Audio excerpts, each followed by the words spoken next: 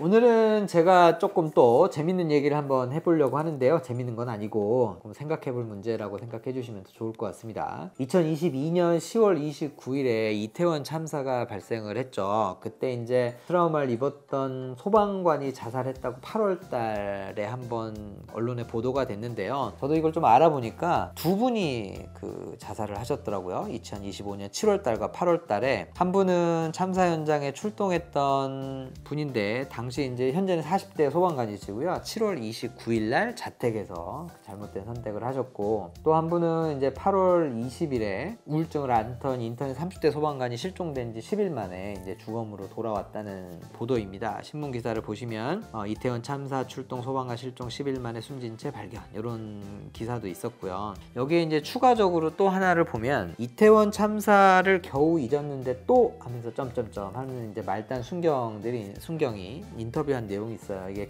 경찰의 내부 감사였거든요. 보도들을 좀 보면 물론 이제 진상규명 대단히 중요합니다. 특별조사위원회가 만들어지고 하는 건데, 근데 여기 만들어진 위원회라고 할 수 있는데 거기 있던 분들이 그 일이 있었을 때 권력자들인 이상민 씨나 아니면은 윤석열 대통령에 대해서 무슨 얘기를 했던 사람인가를 좀 보면 이게 그냥 어느 대학교 교수님이셨고 어느 대학교 어느 행안부에 무슨 일을 했던 높은 고위직이었고 이래서 이제 아마 이런 특조위에 이제 선발이 되셨을 거거든요. 이제 그런 분들이 경찰이나 소방관님들 하셨던 일에 비해서 가치 있는 일을 아니면 그 업무에 밀접하게 관련돼 있는 했던 사람이냐? 라는 의문을 갖게 되더라고요. 경찰 내부 감사에도 좀 어떤 문제가 있냐면, 이 사람들이 그 당시에 용산결 경찰서에서 근무했거나 아니면 그 당시에 무슨 간부를 하셨거나 이런 분들에 대해서 이제 3년 정도 지난 일에 대해서 다시 한번 감사를 하는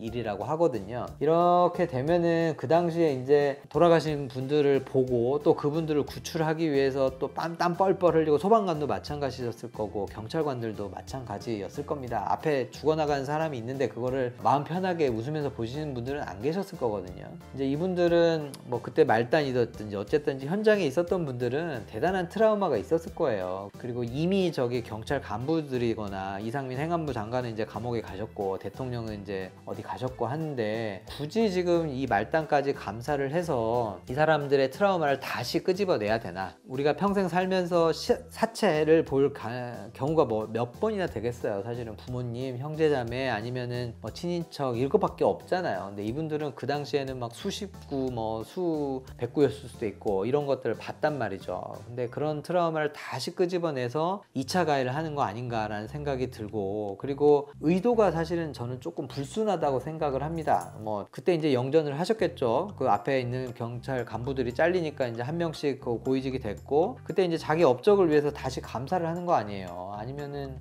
하여튼 저는 그렇게 생각을 하는데, 본인 업적을 위해서 그때 당했던 트라우마를 다시 끄집어낸다, 이런 것들은 대단히 부적절하다고 저는 생각을 합니다. 진즉에 했든지 아니면 그 일 사건 있을 때 조금 더 큰 목소리를 내주셨어야 되지 않을까라는 생각이고요. 그렇게 되면 그때 트라우마를 입었던 사람들은 다시 또 혼란스러운 상황 혹은 우울증이나 이런 걸 겪게 되실 가능성이 커요. 우리가 아무리 그 사회 이제 예방하고 이런 거는 권력을 가진 사람들이 본인 업무에 맞는 그리고 정당한 업무를 하면 크게 발생하지 않을 사건이라고, 저는 사고들이라고 생각을 합니다. 그것 먼저 좀 재정비가 돼야 되지, 그 당시에 했던 액팅을 했던 소방관들이나 뭐 경찰이나 이런 사람들에 대해서 들쑤시는 거는 본인 치적을 위한 일이라고 밖에 저는 생각을 안 들어요. 기본적으로 군인, 경찰, 소방관 이런 사람들은 존중받아 마땅하지 않나요? 그러니까 우리가 언제 불행이나 언제 문제에 봉착할지는 모르겠지만 그때 유일하게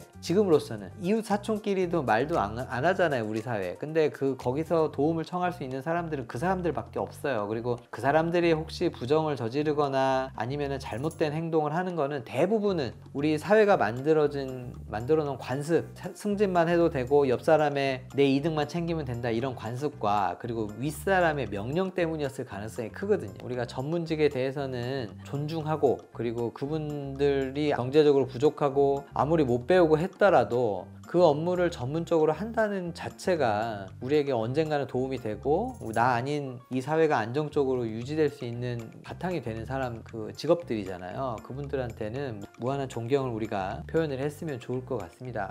다른 전문직을 존중하자고 하는데 변호사, 의사 존중 안 하셔도 됩니다. 뭐 다 사회인이고 아프지 않는 사람, 그 다음에 뭐 소송에 걸리지 않는 사람은 굳이 만날 필요도 없는 사람들이거든요. 근데 군인, 경찰, 소방관 이분들에 대해서는 정말로 무한한 존경을 우리를 위해서, 우리 사회의 안전을 위해서 무한한 존경을 베풀어 주시면, 표현해 주시면 좋지 않을까 저는 개인적으로 생각하게 되는 계기가 됐네요.